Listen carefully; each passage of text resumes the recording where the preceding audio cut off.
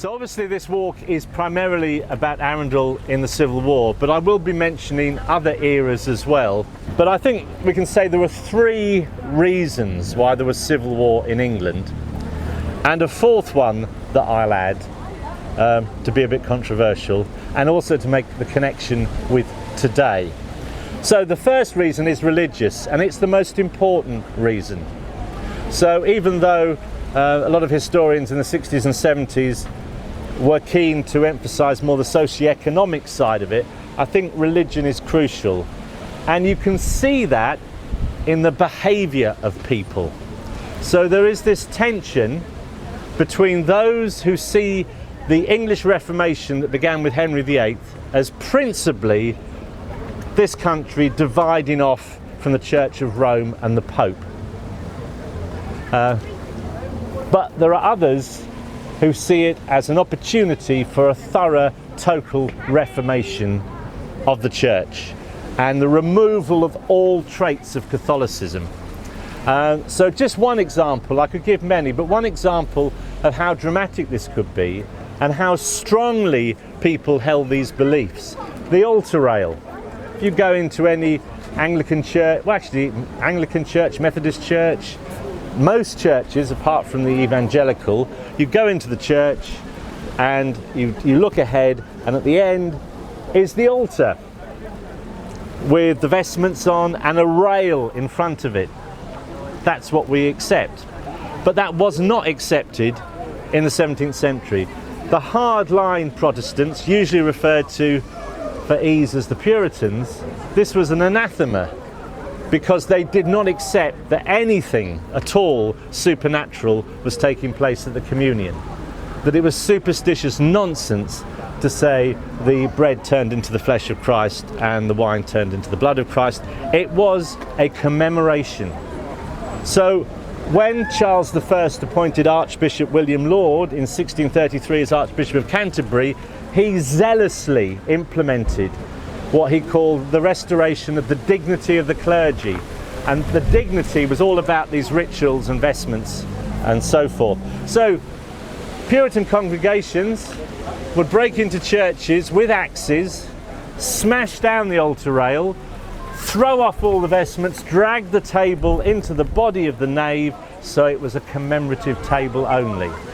Now when people do that, I think we can conclude that religion is more than a little important to them. It is central.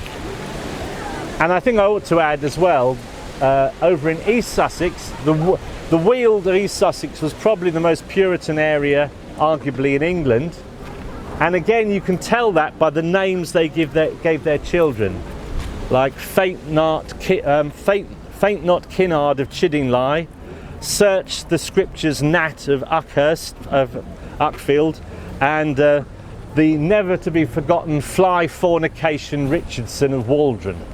You know, you don't give names like that to your children unless religion is central. So I think the religion is so it's this big tension between what is the Reformed Church of England. Is it just a church without the Pope, or should it be a full Protestant Reformation and the removal of all taints of Catholicism? The second thing is political, and that is in Parliament. And for quite a while, certainly since James I came to the throne in 1603, Parliament was trying to assert its rights and privileges. And the one thing that Parliament would not accept was that the King should create any taxation that was not approved by Parliament. And the King, and this is being, so you've got the religious, the political, and then that leads to the economic. Taxation, ship money particularly, when the King revitalised the Royal Navy, created the amazing vessels, including the Sovereign of the Seas, biggest naval vessel ever built in Britain at that time, all paid for by this taxation levied on the coastal towns, the port towns, and then extended inland without vote of Parliament. And then eventually, when the Scots invade England, because Charles tries to impose the English prayer book on the Scots, and they take one look at it and decide it was written by the Pope, and wouldn't stomach it, and it ends up with the Covenanter army coming into England. The king has to call back Parliament to raise money to fight the war, but they make all these demands. And again, without going into the details of it, eventually the disagreement, the confrontation, the impossibility of compromise leads to civil war. And I said there was the fourth one, the riots we had in this country a few weeks ago. And so many people saying that the cause was social media, misinformation, or information, depending on your point of view. It's the same thing in the lead up to the English Civil War, the creation of the small portable printing press. So whereas 20 years before the Civil War, there was hardly any printed material propagating what we'd call news, by the outbreak of the Civil War in the 1640s, there were literally hundreds of these news sheets. Some were just literally one side of paper printed, others were more similar to what we call a newspaper. But suddenly people had this huge amount of information, and then, as now, the more controversial, the more inflammatory, the more it was read, and the more, of course, it works everybody up. So I'm sure that played a part too in leading to civil war. So it's a bit of a long introduction, but I think it's sort of necessary to make sense of anything else I'm going to say. We'll have hopefully some views of the castle. When I did this walk on Wednesday, we went up High Street, but we really can't do that. There was a choir singing there and there's so many people. It's not going to work, but I'm going to really do the walk in a sort of reverse order, and then when we come back it might be quieter down there, and even if it isn't, we can stand at the top of the High Street and look down. But what I need to emphasise, and you probably all know this already, most of the castle you see today is not the castle of the time of the Civil War, which after the siege of 1643-44 was slighted. It was in a ruined state, remained in a ruined state until the 8th Duke started to rebuild it, and then the 11th Duke, and then of course it was the 15th Duke who created all those wonderful fairy tale turrets and everything. So that is not the castle that I'm going to be talking about in the Civil War, but it was still a big castle. It was still an important castle with a great moat around it, highly impregnable to attack. Okay, so the bridge. I'm going to talk about the bridge now during the time of the Civil War, and so just to re-emphasise, we're talking about, in terms of Arundel, the action of the Civil War takes place between 1642 and 1644. That wasn't the bridge that was here then. It was a wooden bridge, a rather dilapidated wooden bridge. This bridge, now someone with more Arundel knowledge than me will tell you, is this the first or second rebuild? This is 1938. Yeah, so just 1938. Yeah. So the previous one, which was early 18th century, yeah, Robert Blackstone. If you go on it, there's a little plaque. So Robert Blackstone lent the council the money to build the bridge, and they never paid him back. So he had put into the bridge, "Be true and just in all your dealings," and it's still there in the 1936 bridge. Okay, we're going to wander down to River Road, and again it'll be a bit quieter there hopefully. So come this way. Okay, so not Robert Blackstone, Edward Blackstone. Correct myself there. At one time, Arundel had over 50 public houses, inns, ale houses and so forth, and even at the beginning of the 20th century this area down by the river was a poor area where every other house was a place you could get a drink or some other form of ill repute, and of course Arundel was a port. I mean, I want to make that, it may not be obvious, but Arundel, although the port went into decline in the 19th century, it still was navigable by high-masted vessels until the railway line at Ford was electrified, and then of course the telescopic bridge that had been there that allowed tall mast vessels to pass ended. And in the 17th century, in the lead up to the English Civil War, another way you can see the tension in society building is the attitude of magistrates to places to drink. And In the 17th century, you haven't got the breweries. They emerged in the 18th century. Most beer that was made, sold and consumed was brewed by the alewife. So an older woman, often but not always a widow, with her small cottage, and she would brew beer in the back and sell it in the front. So I came across a lovely description from the 17th century where the alewife describes what she most wants. She most wants good hops, good water, good beer, good clients who pay well. But what she dreads is that the magistrate be a Puritan. Oh yeah. Because there are plenty of examples of such premises being closed down by magistrates who see them as a sort of den of iniquity. So these sort of tensions are bubbling away really throughout not just the 17th century but the late 16th century as well. So although the change was sudden and dramatic, the build-up was over several generations. This used to be the veterinary surgery, or former veterinary surgery by the looks of it, used to be a pub called the Ship and Lighter, and someone who lived in Arundel all her life said, I don't know if she remembered or one of her older relatives remembered, that there used to be hammocks in there when they got drunk, the sailors, so they could just rest out on the hammock, and then they'd put a line across the road and throw the drunks over the line. Okay. Hung out to dry. Literally, apparently. Those were the good old days, yeah. All right, let's carry on. Now they look like old streets, but of course, how many of the properties date back to the 17th century? Most of them don't. These properties are early 19th century, for example. And actually were built as shops. That's why you've got those big windows that have been filled in, that have been shop fronts. And you've got the gallatine, the flint flakes that's been placed in the mortar between the flints, which usually dates a building pretty precisely to the very late 18th, early 19th century. So, and then of course in Arundel you've got buildings that were built during the time of the 15th Duke to appear medieval and aren't.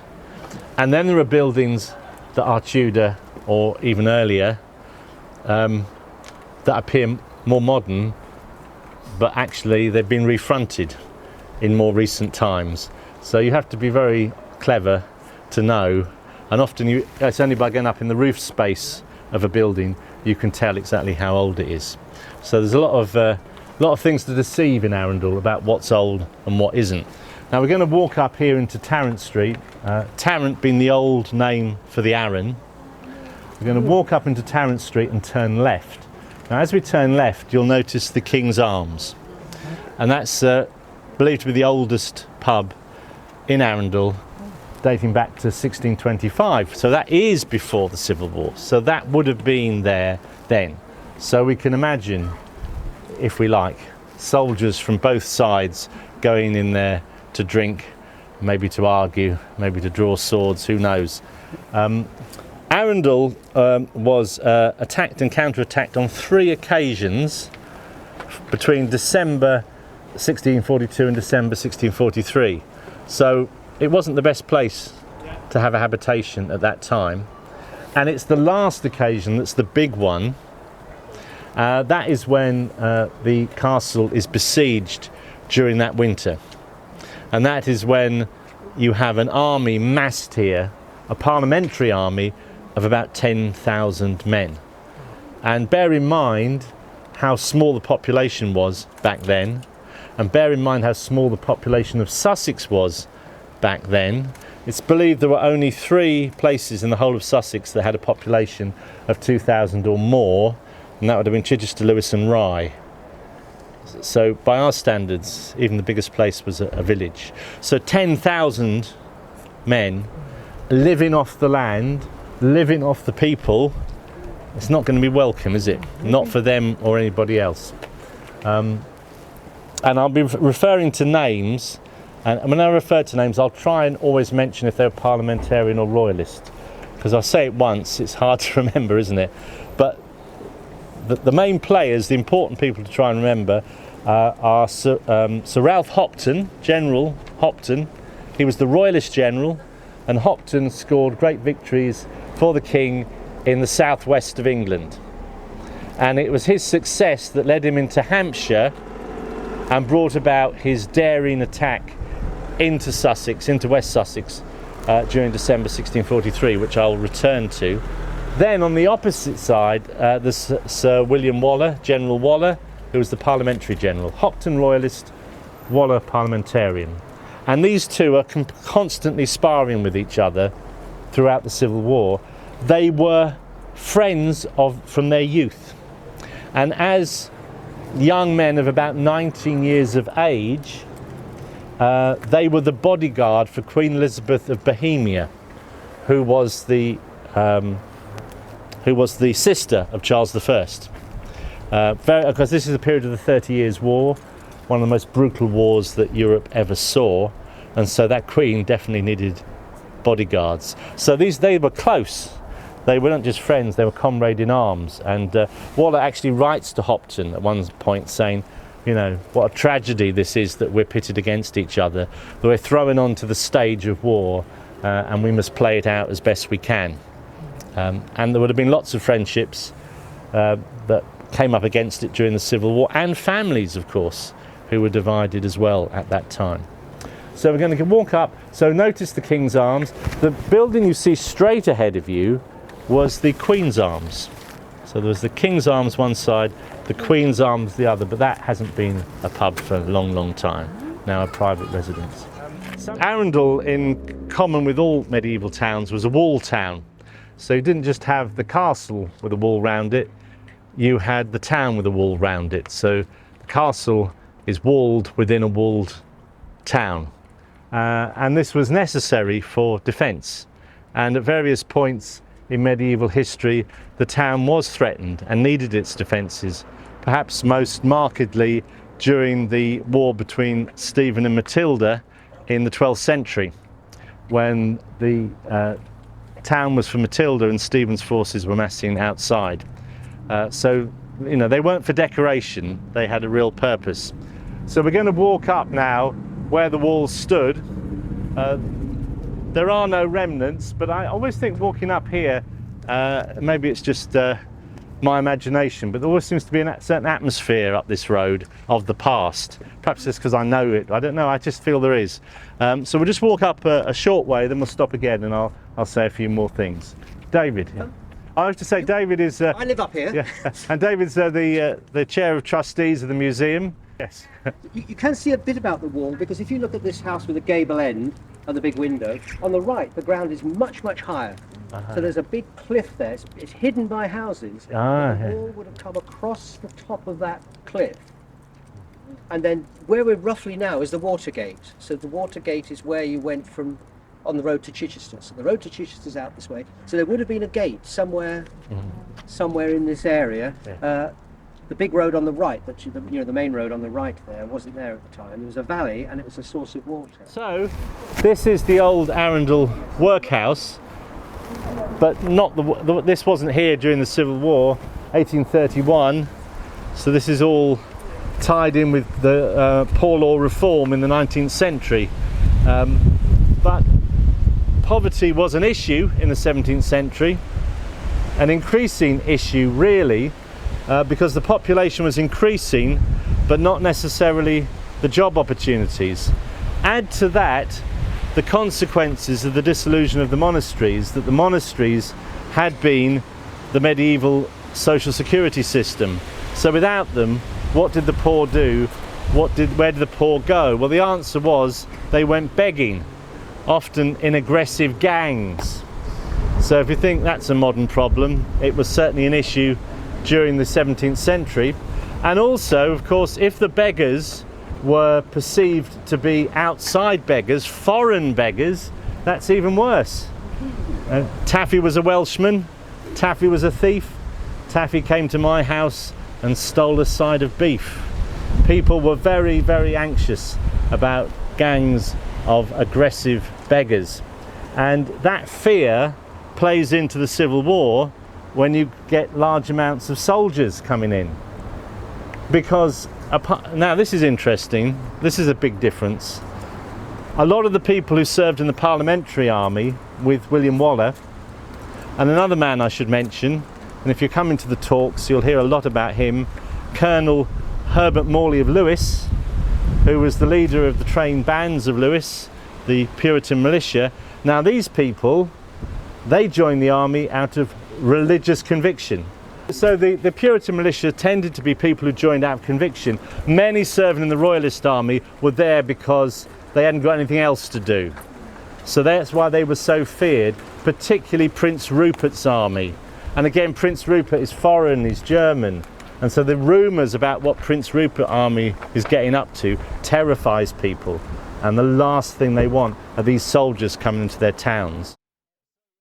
David was talking earlier about water. And there's not much point, is there, having a walled castle and a walled town if you haven't got any water. You're not going to last very long. So there was a town pond. Now you see the street over there, Bond Street. That was Pond Street. I dare say that's a 20th century estate agent thinking they're going to sell a property much more quickly in Bond Street than Pond Street.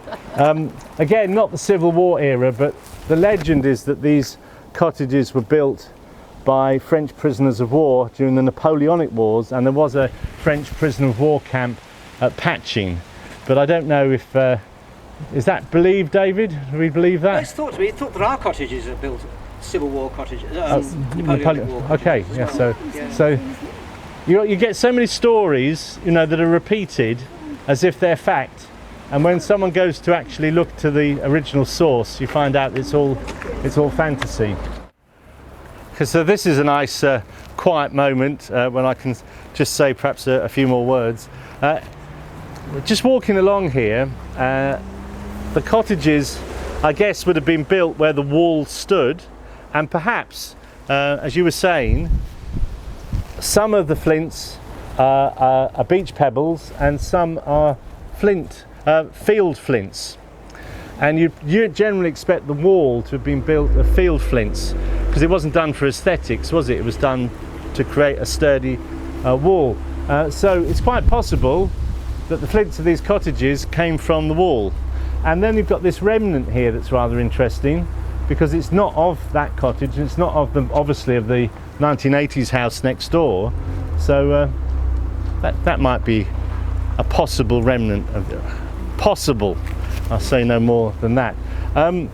Yeah, so just to explain then what was actually happening in Arundel. I said it was attacked on 3 occasions. The first 2 were quite minor in the sense that you had a Royalist garrison established itself here at Arundel in December 1642, really as a consequence of the city of Chichester falling to the Royalists. But the city of Chichester soon fell to the Parliamentarians when General Waller besieged Chichester, and there was no Royalist army. Hopton wasn't at hand in December 1642 to come to the relief of Chichester, so you know it was a foolhardy enterprise. So the Royalist garrison here had, you know, they weren't going to go anywhere. Small garrison, and a very small detachment of parliamentary soldiers forced their way into the castle. They petarded the entrance gate.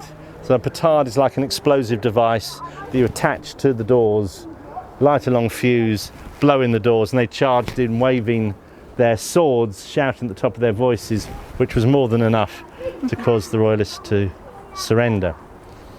But the big one, the important event, is almost exactly 1 year later, December 1643. It's a different situation entirely. Some of the players are the same. So at Chichester in 1642 you had Sir Edward Ford, the High Sheriff of Sussex, and Sir Edward Bishop, 2 leading county Royalists, and again they're in play 1 year later in 1643. The difference though is that they have the support and the backup of Ralph Hopton's Royalist army. This is the Royalist army that's had success in Cornwall, Devon, Dorset, and now it's rolled into Hampshire. But then it hits the winter, and it was generally thought that no one but a lunatic would try and invade Sussex during the winter because there were no metalled roads in those days. They were all trackways, and once the rains came down, you know, that famous Wealden clay, you know, the old story about why have the women of Sussex got longer legs than other counties, because they're always pulling them out of the mud. And then the other story about a traveller to Sussex seeing a man buried up to his neck in mud, and he said, "Oh God, I've got you just in time, because don't worry about me, it's my horse I'm worried about." and these stories were told just at and Daniel Defoe, what, 50, 60 years later, when Daniel Defoe came to Sussex, crossing the Weald, said, you know, this is impassable. And when he came to Lewes, he saw an ancient lady of very good family, I assure you, he wrote, being taken into Lewes in a carriage, pulled not by horses, but by oxen, the way being so difficult that only oxen have the strength to pull. And Defoe also mentioned that some of the great timbers cut down in the Weald that were taken away to the naval dockyard at Chatham, that once the rains came and these great logs sunk on the wagons into the mud, he was told it was sometimes 2 or 3 years before they eventually arrived at Chatham. So our sense of getting around the county with ease, you know, it's just a different world. So madness, you know, after all, you bring an army into that, it sinks, well, it's just going to be wiped out, isn't it? It's going to be picked off. Why would anyone do that? However, December 1643, a frost came down, and the frost remained day after day, the temperature never rising above freezing, even at midday. And Hopton at Petersfield took the gamble that he could march his men over the frozen soil. So it's audacious thing, totally takes the parliamentary forces off their guard. They seize Petworth, they seize Midhurst, and then they come and they seize Arundel. And the small parliamentary garrison is overwhelmed. So the royalists are in charge of the town and the castle. But their real objective is Lewes, because if he knocks out Lewes, then London is vulnerable from the south. And the way to end the Civil War is to capture London. The problem the king has at the beginning of the Civil War, and this wasn't a good start, was it? He wasn't in charge of his own capital city, which also happened to be by far and away the most populous place in the whole country. So that was a bad start. So the royalists were always trying to seize London and failing.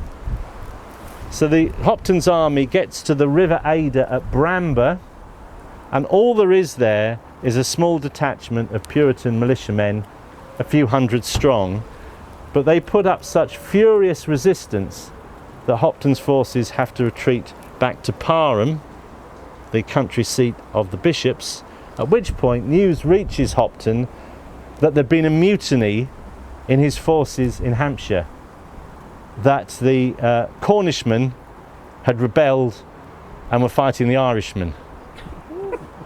And basically the Cornish soldiers had been persuaded to fight in Cornwall and Devon and Dorset, but the further east they came, their view was, why are we fighting in foreign lands that are nothing to do with us? And Sussex was the last straw. We're not going there, we're heading back to Cornwall.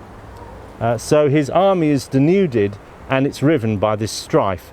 So Hopton has to, and then he hears that Waller, the parliamentary general, is besieging Alton. So Hopton has no choice but to take most of his forces back into Hampshire, leaving 2,000 royalists in the town and in the castle.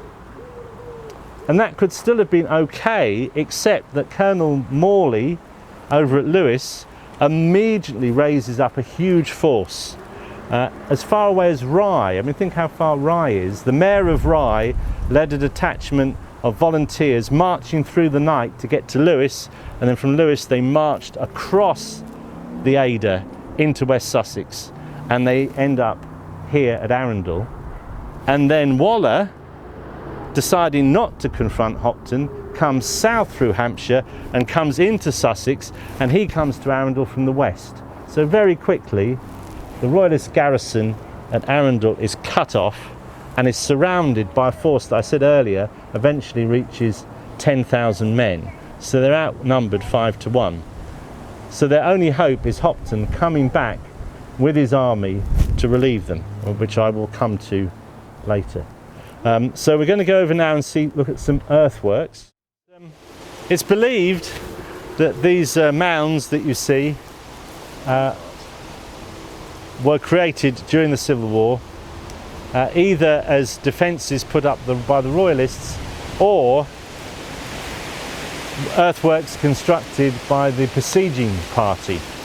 Now what we should say almost straight away is that the castle was given up pretty much instantly. Sorry, the town was given up pretty much instantly. So it was the castle that held out. And when General William Waller, the parliamentary general, rode into Arundel, from a side street, a man appeared with a pistol, pointing it very close to the general's head, pulled the trigger, but failed to go off. By God's divine providence, of course. And this is how the Puritan soldiers would have seen it, that this wasn't just chance that saved the general's life, it was God's intervention.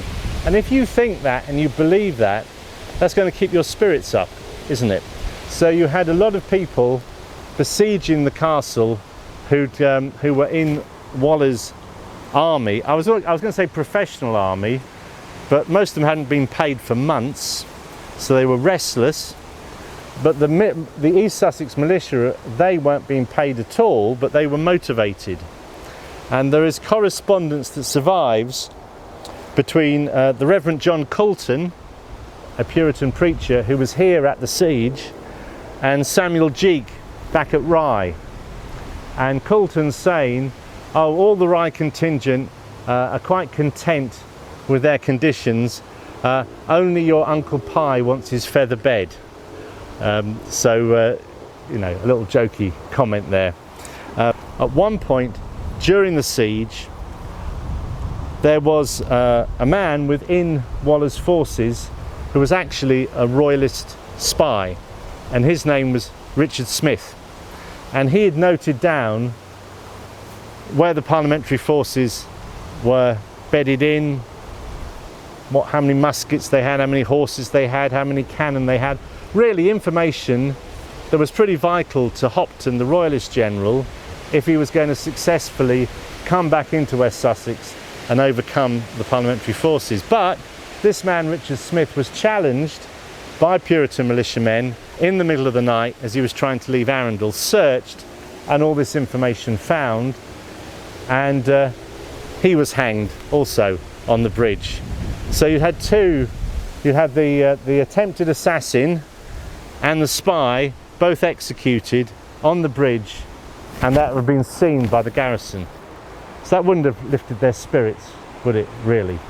Plus the fact, as someone I heard talking earlier, that one of the wells in the castle was sabotaged because it was fed from Swanbourne Lake, and they managed to prevent water flowing into the well.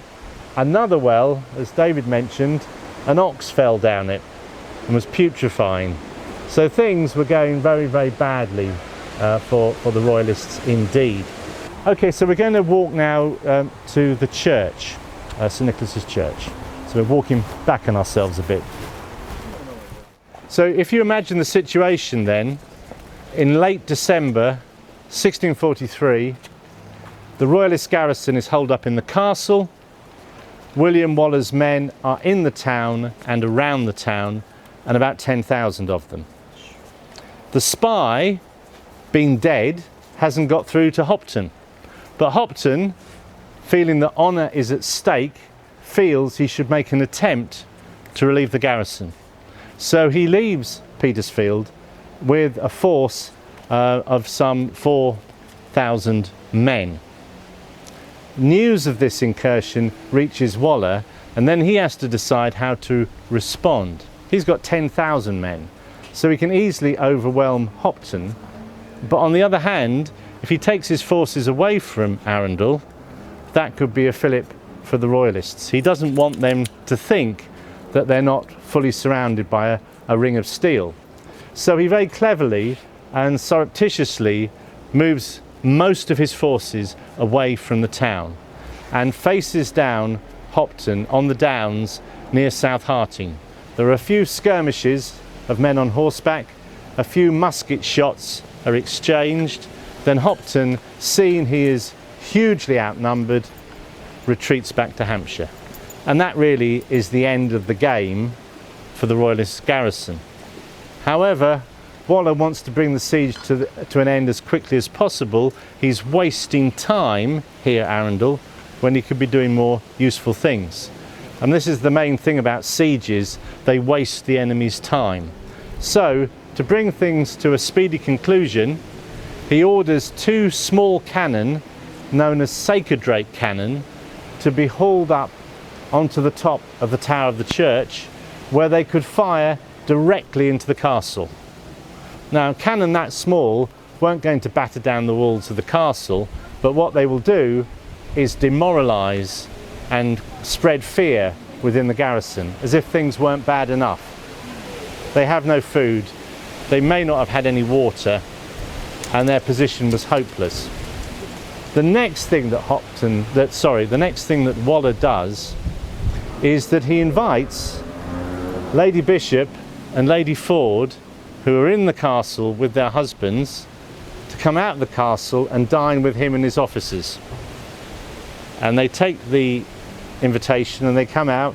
There's all this lovely food, very courteously treated, and the message is clear.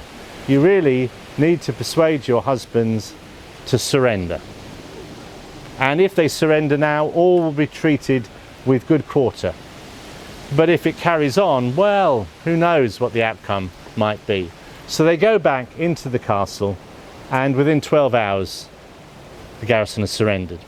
And they are treated with good quarter. There are no massacres or summary executions, which of course, if anyone studies civil wars, one thinks particularly, of course, of the Spanish Civil War, where the brutality was appalling and where prisoners were massacred almost on a general basis. Nothing like that happened here at Arundel, but the garrison was starved and wretched, and someone who was here at the time said he'd never seen so many bedraggled, half-starved and wretched people in his entire life. Only about 1,000 came out, so what happened to the other 1,000? They must have deserted during the course of the siege, and many would then have offered their services to Waller. Why not? At least they might get paid that way. A few postscripts to the story. Postscript 1, almost immediately the siege ends, news reaches Waller that a merchant vessel has beached at Hare at Worthing.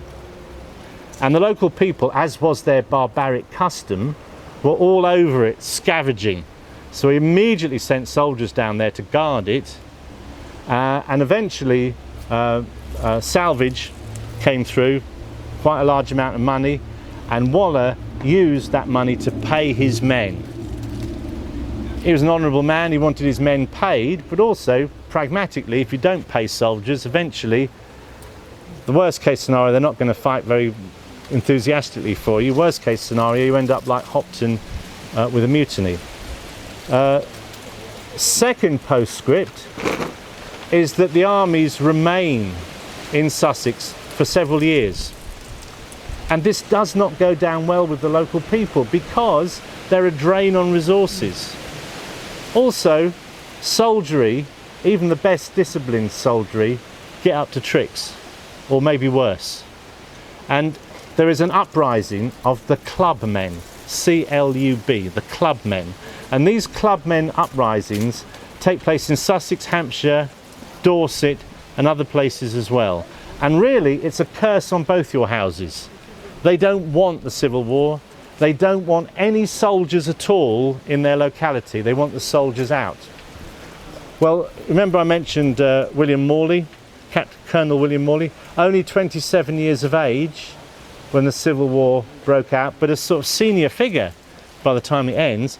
He places his 23-year-old brother as governor of Arundel.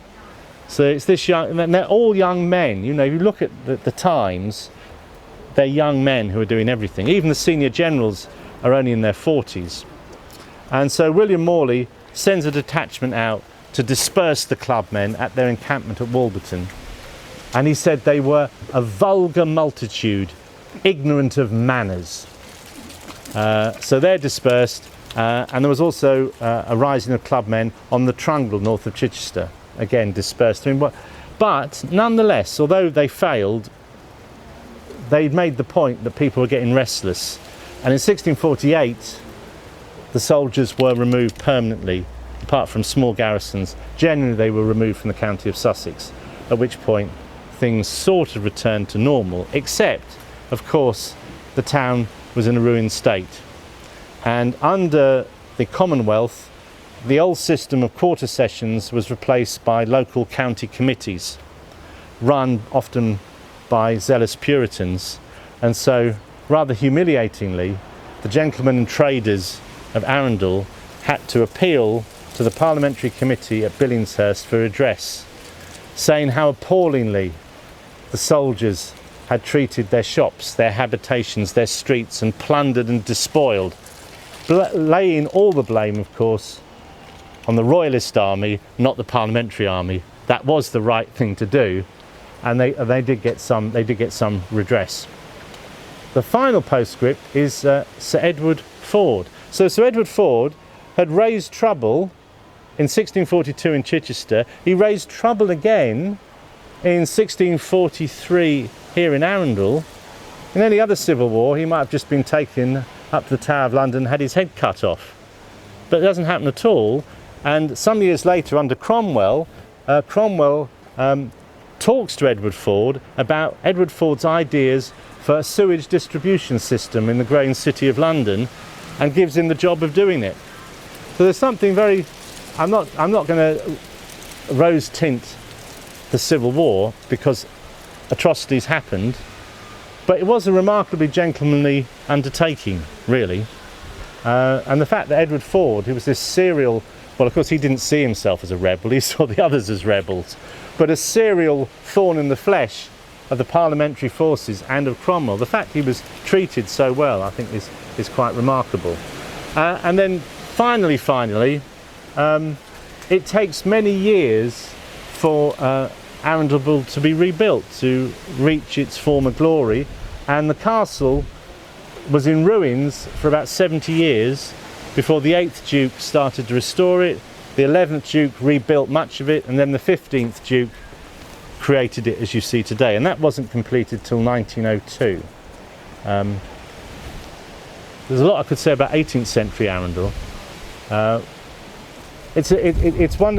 Why did England do so well in the 18th and 19th century in terms of its economy, its politics, its civil society? And I think the answer to the question is they found a method whereby it wasn't necessary to have further civil wars.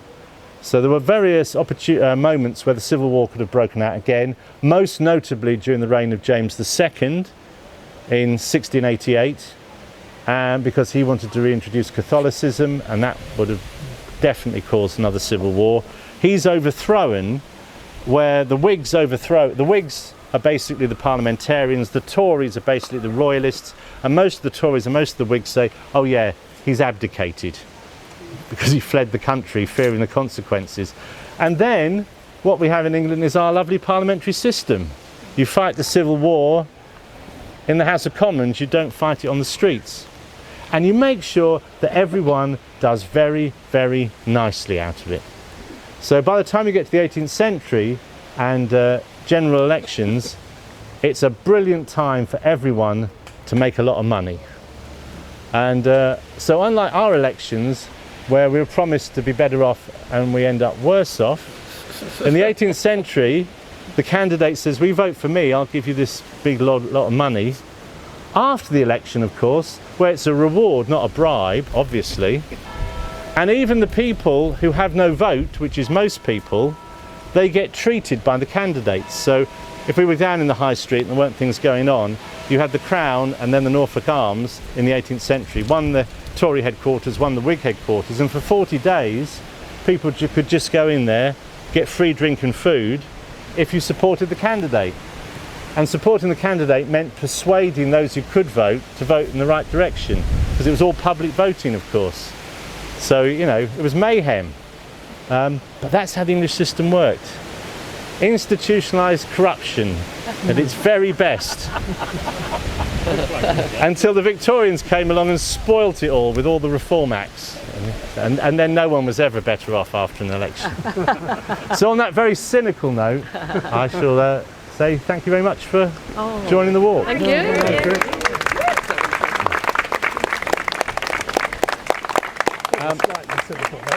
And of course the church is open. You'll see that it's divided between, it's unique in England as far as I know, being a church, the one half's Anglican and the other half's Catholic. And it was only in 1971 that the first ecumenical service was held for the whole church since Henry VIII's time. 1971. So, you know, the ripples of the Civil War, you know, carried on for a long, long time afterwards and shaped the country we are today.